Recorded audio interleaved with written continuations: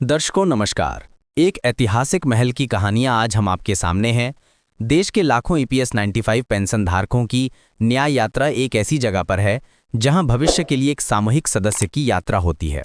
4 और 5 दिसंबर की तारीखें सिर्फ कैलेंडर के पन्ने नहीं बल्कि देश के श्रमिक वर्ग के संकल्प के प्रतीक बन रही हैं। दिल्ली का जंतर मंतर जो दशकों से आवाज़ों का गवाह बन रहा है, एक बार फिर से एक ऐसा जनौबर का केंद्र शेयर बाजार और संगठन शायद ही पहले कभी देखा हो। यह कोई साधारण विरोध प्रदर्शन नहीं है बल्कि एक सुनियोजित, अनुशासित और पूर्ण रूप से सिलिकन जन अभियान है जो बागडोर राष्ट्रीय संघर्ष समिति के हाथों में है।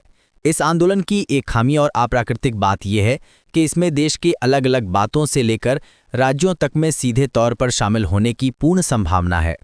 यह सामूहिक सामूहिक जत्थे ने नहीं बल्कि पेंशनरों के साथ ग्रेजुएशन पर चित्र के मंच पर रहेंगे। उनकी सरकार के सामने एक स्पष्ट संदेश है कि यह अब सड़क से सीधे पहुंच तक पहुंच गया है। इन शेयरधारकों का वैधानिक लक्ष्य पेंशन धारकों को वैधानिक रूप से स्थायी स्वीकृति प्रदान की जाती है। यह आंदोलन 2 दिवसीय नहीं होगा। सूत्र है कि यदि आवश्यक हो तो यह संघर्ष 5 दिसंबर तक भी जारी किया जा सकता है। यह एक लंबी लड़ाई का आगाज है जिसमें संसद के सदस्य सक्रिय भूमिका निभा रहे हैं। अब हम आपका ध्यान खींचते हैं गुजरात की ओर, जहां से इस पूरे आंदोलन को एक नई गति और दृढ़ता मिली है। गुजरात से प्राप्त हुई है एक अत्यंत सकारात्मक और ठोस खबर। श्री RSC पटेल और श्री B. चौहान के नेतृत्व में एक प्रभावशाली प्रतिनिधि मंडल ने सभी पेंशन भोगियों की मांगों को एकत्रित कर एक विस्तृत मांग पत्र तैयार किया है। इस दस्तावेज को सोची समझी रणनीति के तहत सीधे देश के प्रधानमंत्री श्री नरेंद्र मोदी और केंद्रीय श्रम एवं रोजगार मंत्री डॉक्टर मनसुख मांडविया को सौंपा गया है। यह कार्य सफलतापूर्वक कैसे संपन्न हुआ, इसकी कहानी भी उतनी ही प्रेरणादायक है। गुजरात के पेंशनरों, विभिन्न संघों के नेताओं और सदस्यों ने अद्भुत एकजुटता का प्रदर्शन किया। सामूहिक चर्चा और सहमति से इस मांग पत्र को अंतिम रूप दिया गया। इसके बाद प्रधानमंत्री और श्रम मंत्री के निजी सचिवालय के माध्यम से इसे सीधे सर्वोच्च स्तर तक पहुंचाने में सफलता मिली। इसका सीधा सा मतलब है कि गुजरात के ईपीएस 95 पेंशन धारकों की आवाज़ अब राष्ट्रीय नेतृत्व तक बिना किसी अवरोध के पहुंच चुकी है। यह एक मामूली उपलब्धि नहीं बल्कि एक बड़ी जीत की नींव रखने जैसा कदम है। अब हम इस पूरे परिदृश्य को गहराई से समझने का प्रयास करते हैं। 4 और 5 दिसंबर को होने वाला यह जन आंदोलन, जिसका संचालन राष्ट्रीय संघर्ष समिति कर रही है, वास्तव में अत्यंत महत्वपूर्ण है। इसका एजेंडा स्पष्ट और सीधा है। एम्प्लॉय पेंशन स्कीम 10,995 यानी ईपीएस 95 के अंतर्गत आने वाले लाखों पेंशन भोगियों की न्यूनतम पेंशन में एक ठोस, न्याय संगत और तात्कालिक वृद्धि सुनिश्चित करवाना। प्रश्न उठता है, आखिर ये ईपीएस 95 है क्या और इससे जुड़े लोगों की मांगें इतनी जरूरी क्यों हैं? आइए हम आपको सरल भाषा में समझाते हैं। ईपीएस 95 यानी एम्प्लॉय पेंशन स्कीम 1995 यह एक पेंशन योजना है जो निजी क्षेत्र के उन कर्मचारियों के लिए बनाई गई है जो एम्प्लॉय प्रोविडेंट फंड ऑर्गेनाइजेशन यानी ईपीएफओ के सदस्य होते हैं। सितंबर 2014 में केंद्र सरकार ने इस योजना के तहत न्यूनतम पेंशन की राशि 1,000 रुपये प्रति माह तय की थी। किंतु दर्शकों, आज के इस दौर में जब महंगाई आसमान छू रही है, 1,000 रुपये का क्या मूल्य रह गया है? यह रकम तो किसी एक व्यक्ति के लिए भी एक दिन की उचित भोजन व्यवस्था कर पाने के लिए पर्याप्त नहीं है। फिर एक पूरे परिवार का गुजारा इससे कैसे हो सकता है?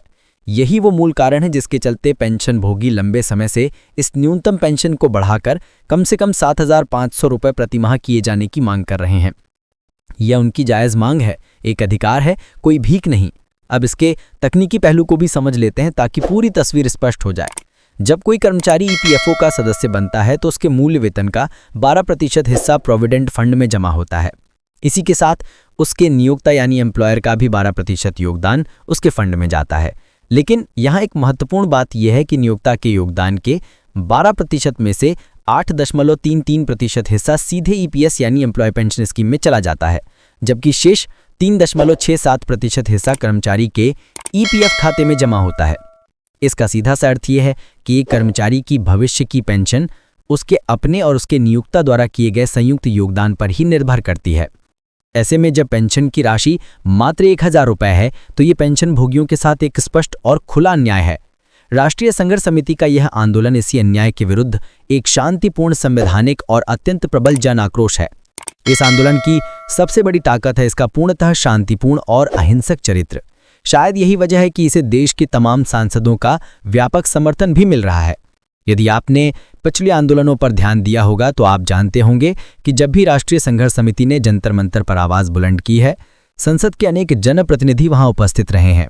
उन्होंने न केवल पेंशनरों का हौसला बढ़ाया है, बल्कि संसद के भीतर भी उनकी मांगों को जोर शोर से उठाया है।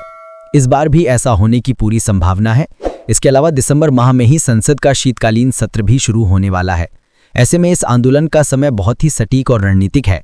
उम्मीद जताई जा रही है कि सत्र के दौरान अनेक सांसद ईपीएस 95 पेंशनरों के मुद्दे को प्रमुखता से उठाएंगे और सरकार के समक्ष इसे एक तत्काल हल किए जाने वाले मसले के रूप में पेश करेंगे। अब हम बात करते हैं इस संपूर्ण परिदृश्य के कर्णधार कमांडर अशोक रावत की। कमांडर अशोक रावत महज एक नेता ही नहीं, बल्कि पूरे देश के ईपीएस 95 पेंशन भोगियों के लिए एक विश्वास, एक आशा और एक मार्गदर्शक स्तंभ की तरह हैं। उनकी निष्ठा, समर्पण और अथक परिश्रम की कोई सीमा नहीं है। हाल के दिनों में उनका लगातार राज्यों का दौरा जारी है। वो सीधे तौर पर पेंशनरों से मिल रहे हैं, उनकी पीड़ा को समझ रहे हैं और उन्हें इस ऐतिहासिक आंदोलन के लिए संगठित कर रहे हैं। कुछ समय पहले ही वो महाराष्ट्र के दौरे पर थे। महाराष्ट्र के प्रभाजी नगर में उन्होंने पेंशनरों की एक विशाल सभा को संबोधित किया और आने वाले संघर्ष के लिए उनमें नई ऊर्जा का संचार किया। उनके इस प्रयास का सीधा परिणाम ये रहा कि महाराष्ट्र से बड़ी संख्या में पेंशनर इस आंदोलन से जोड़ने के लिए प्रेरित हुए हैं। लेकिन कमांडर अशोक रावत का कार्य केवल पेंशनरों से मिलने तक ही सीमित नहीं है। वो एक कुशल रणनीतिकार की भांति काम कर रहे हैं। वो विभिन्न राज्यों के मंत्रियों और सांसदों से सीधा संवाद स्थापित कर रहे हैं, उन्हें इस मुद्दे की गंभीरता और पेंशनरों की वेदना से अवगत करा रहे हैं और आंदोलन में उनके पूर्ण समर्थन की अपील कर रहे हैं। उनका ये प्रयास है कि सरकार पर एक ऐसा दबाव बने जिसे नजरअंदाज कर पाना असंभव हो जाए और सरकार जल्द से जल्द ईपीएस 95 पेंशन में वृद्धि को स्वीकृति दे दें। एक बहुत ही महत्वपूर्ण सवाल जो हर पेंशन भोगी के मन में है वो यह है कि क्या ईपीएफओ के तहत जल्द ही 7,500 रुपए की न्यूनतम पेंशन की गारंटी मिल पाएगी। इस सवाल का जवाब अभी तक स्पष्ट रूप से नहीं मिल पाया है, लेकिन हाल की कुछ घटनाक्रमों ने पेंशन भोगियों के मन में उम्मीद की एक नई किरण जरूर जगाई है। केंद्रीय श्रम मंत्री डॉक्टर मनसुख मांडविया ने हाल ही में राष्ट्रीय संघर्ष समिति के एक प्रतिनिधिमंडल से वार्ता की थी। इस बातचीत के दौरान उन्होंने ईपीएस 95 के तहत न्यूनतम पेंशन सहित सभी मांगों पर समय रहते उचित कार्यवाही का आश्वासन दिया था। यह आश्वासन पेंशन भोगियों के लिए एक बहुत बड़ी राहत की बात थी, परंतु एक मुख्य समस्या यह है कि यह आश्वासन लिखित रूप में नहीं दिया गया था। पेंशन भोगी एक लिखित आश्वासन चाहते हैं जिसमें स्पष्ट रूप से यह उल्लेख हो कि पेंशन कब बढ़ेगी और कितनी बढ़ेगी। अभी तक यह स्पष्टता प्राप्त नहीं हुई है। एक और महत्वपूर्ण तथ्य यह है कि इस मुद्दे पर गठित एक उच्च स्तरीय समिति ने भी अपनी सिफारिशें सरकार को सौंपी थी। इस समिति ने पेंशन में बढ़ोतरी की स्पष्ट सिफारिश की थी, लेकिन दुर्भाग्य से इन सिफारिशों को अभी तक लागू नहीं किया गया है। यही वजह है कि इन पेंशन भोगियों का आक्रोश दिन प्रतिदिन बढ़ता जा रहा है। उन्हें लगता है कि सरकार की ओर से लगातार उन्हें टाला जा रहा है। ऐसे में यह आंदोलन उनकी इसी निराशा और बढ़ते आक्रोश का स्वाभाविक परिणाम है। कमांडर अशोक रावत का लगातार राज्यों का दौरा, चाहे वो पश्चिम बंगाल हो, उड़ीसा हो या महाराष्ट्र, इस बात का स्पष्ट संकेत है कि अब पेंशनरों की यह लड़ाई अपने अंतिम और निर्णायक दौर में पहुंच चुकी है। वो हर उस व्यक्ति तक पहुंच रहे हैं जो इस आंदोलन को मजबूती दे सकता है और उन्हें हर जगह जबरदस्त संख्या में लोगों का समर्थन भी मिल रहा है। यह समर्थन इस बात का जीवंत प्रमाण है कि यह मुद्दा सिर्फ कुछ लोगों का नहीं, बल्कि देश के लाखों परिवारों से जुड़ा हुआ है। अब सवाल ये उठता है कि आखिर इस बार के आंदोलन का परिणाम क्या होगा। क्या सरकार पेंशन भोगियों की जायज मांगों को मानने के लिए तैयार होगी? क्या वो दिन दूर है जब ईपीएस 95 के पेंशनरों को उनका हक मिलेगा? इन सवालों के जवाब तो भविष्य के गर्भ में छिपे हैं, लेकिन इतना निश्चित है कि यह आंदोलन एक निर्णायक मोड़ पर पहुंच चुका है। दिल्ली के जंतर मंतर पर 4 और 5 दिसंबर को जो कुछ घटित होने वाला है वो देश के श्रमिक वर्ग और पेंशन भोगियों के इतिहास में एक स्वर्णिम अध्याय के रूप में दर्ज हो सकता है। हमारा ये कर्तव्य बनता है कि हम इस आंदोलन की आवाज को और ऊंचा उठाएं। हमें इस खबर को अधिक से अधिक लोगों तक पहुंचाना होगा।